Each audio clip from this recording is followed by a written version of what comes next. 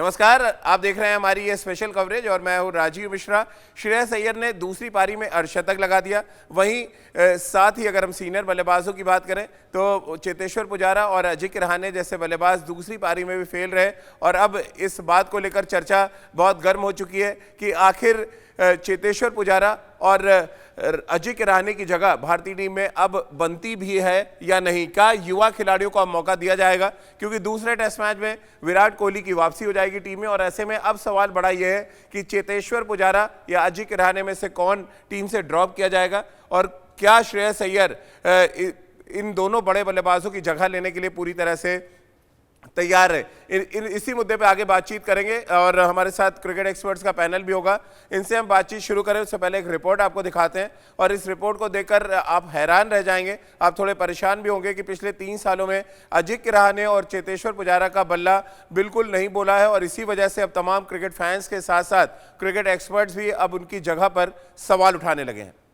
तो आप अजिंक्य रहाणे का भी यहाँ पर एवरेज देख रहे हैं और साथ ही चेतेश्वर पुजारा का बहुत ही शानदार बल्लेबाज रहे हैं, लेकिन बड़ा सवाल यह है कि आखिर नाम पे हम कब तक इन बड़े खिलाड़ियों को टीम में रखेंगे, क्योंकि पिछले 3 सालों में एवरेज जहां चेतेश्वर पुजारा का 28 कर रहा है वहीं 19 के एवरेज से अजिंक्य रहाणे बल्लेबाजी कर रहे हैं। साथ ही अगर हम शतक लगाने की बात करें, 19 मैचेस घरेलू मैचेस की बात करें जहां पर कोई शतक नहीं लगाया चेतेश्वर पुजारा से, वहीं पिछली 8 पारियों से लगातार स्ट्रगल कर रहे हैं, यानी कि सिंगल डिजिट में अजिंक्य रहाणे आउट हो रहे हैं। अब सवाल बड़ा यह है कि क्या इन दोनों पे फुल स्टॉप लगेगा और क्या कानपुर का यह टेस्ट मैच इनके लिए आखिरी टेस्ट मैच साबित हो जाएगा। इसी मुद्दे पे आगे बातचीत कर लेते हैं। हमारे साथ राजकुमार शर्मा जी और सबा करीम इस समय जुड़ गए हैं, साथ ही रितेंद्र भी हमारे साथ हैं। सबा भाई, एज अ सेलेक्टर बड़ा चैलेंज है इस समय, आपको लग रहा है सेलेक्टर्स के सामने और बहुत कड़े कदम उठाने की जरूरत है, खासतौर से जिस तरह से श्रेयस अय्यर ने बल्लेबाजी की है। अब आप उनको तो ड्रॉप नहीं कर सकते और शायद ये बहुत अच्छा मौका भी है सेलेक्टर्स के सामने कि जो परफॉर्म नहीं कर रहे हैं उनको बाहर किया जाए। ये 2 टेस्ट मैचेस मौका था यहाँ पर दोनों पुजारा और अजिंक्य रहाणे के लिए परफॉर्मेंस दिखाने के लिए राजीव, पर वो देखने को मिला नहीं है कम से कम पहले टेस्ट मैचेस में। और अगर आप विकेट पे भी नज़र डालेंगे, जिस तरह के विकेट पे ये मैच हुआ है, इस विकेट में ज़्यादा कुछ हो नहीं रहा था। वहाँ पर भी ये दोनों खिलाड़ी संघर्ष करते हुए नजर आए। दोनों ही खिलाड़ियों को कम से कम पहली पारी में शुरुआत मिली, पर उस पर वो बड़ा स्कोर खड़ा कर नहीं पाए। श्रेयस अय्यर को आपने सुना होगा, उन्होंने कहा कि इस विकेट में ज़्यादा कुछ था नहीं, अगर आप संयम के साथ बैटिंग करेंगे तो इस विकेट पर आप बड़ा स्कोर खड़ा कर सकते हैं। तो वो देखने को नहीं मिला जिसकी उम्मीद की जा रही थी अजिंक्य रहाणे और चेतेश्वर पुजारा से। एक बात तो साफ है कि आने वाला टेस्ट मैच जो मुंबई में होने वाला है, इन दोनों में से एक खिलाड़ी को मौका नहीं मिलेगा 11 में, और मुझे लगता है कि सबसे पहला नंबर आने वाला है अजिंक्य रहाणे का, कि फिर नंबर 5 पर श्रेयस अय्यर को ही मौका मिलेगा, क्योंकि अब श्रेयस अय्यर को आप इग्नोर नहीं कर सकते, उनको आप ड्रॉप नहीं कर सकते हैं।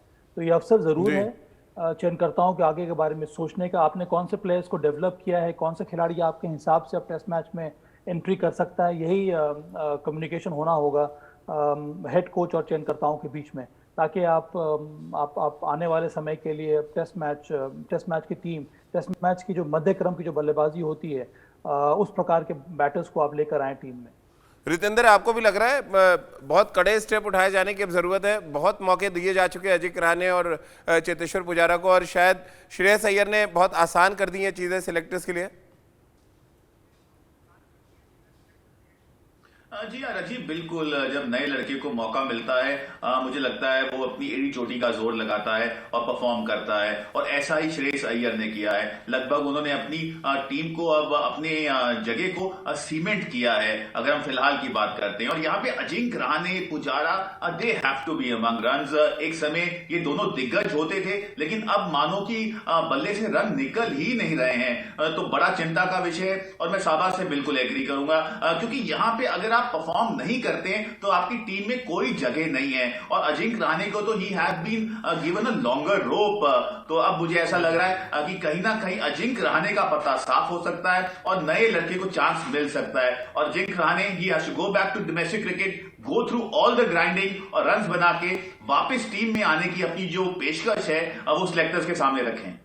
तो चलिए आपको सुनवाते हैं जरा कि कानपुर टेस्ट मैच कितनी अहमियत रखता था अजिंक्य रहाणे के लिए और कितनी अहमियत रखता था चेतेश्वर पुजारा के लिए।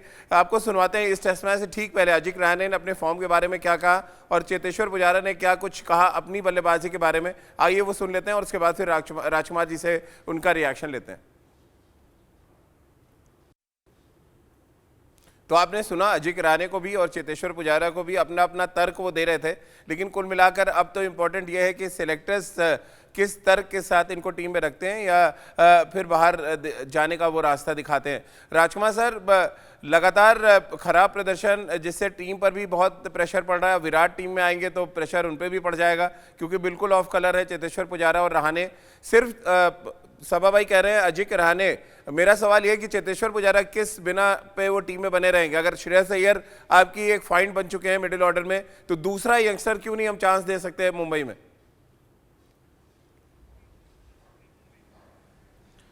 देखिए राजीव, जल्दबाजी होगी ये अभी इतने सारे चेंजेस करना, और मुझे लगता है कि एक चेंज तो अब ज़रूरी हो ही गया है क्योंकि विराट अगले मैच में आ रहे हैं, तो शायद अजिंक्य रहाणे ही उनके लिए जगह बनाएंगे।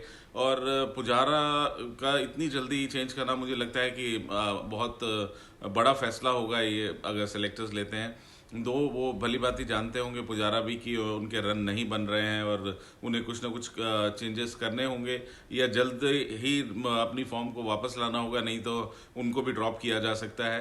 तो अभी ये बड़ा क्वेश्चन है क्योंकि एक ही मैच और बचा है राजीव। अगर बड़ी सीरीज होती तो मुझे लगता है कि शायद सेलेक्टर्स चांस लेते, लेकिन अभी एक मैच में मुझे लगता है कि पुजारा को और मौका दिया जाएगा।